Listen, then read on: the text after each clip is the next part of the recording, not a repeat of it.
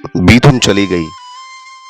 अक्सर तुम जाती थी, कभी भूआ तो कभी अपने पीहर, लेकिन ना जाने इस बार तुम बिना बताए चली गई।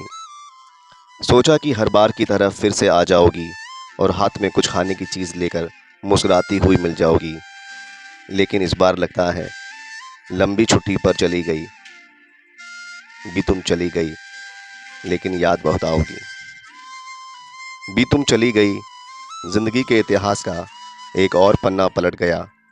हमारे साथ से एक और अपना छूट गया।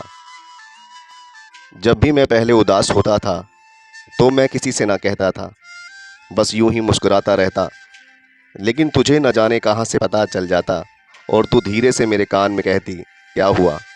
तेरा इतना कहना होता और चुपचाप मेरी मुट्ठी में रख देना। मुझे याद बहुत आएगा, तेरा वो प्यार मुझे याद बहुत आएगा। भी तुम चली गई, लेकिन याद बहुत आओगी।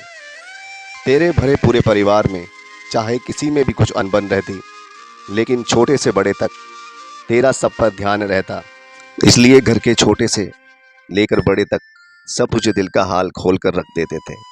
उम्र में चाहे तुम बड़ी थी, लेकिन बच्चों संग बच्चों जैसी बातें और बड़ों संग बड़ों जैसी गंभीरता का हुनर आप किस में पाएंगे। भी तुम चली गई, लेकिन याद बहुत आओगी।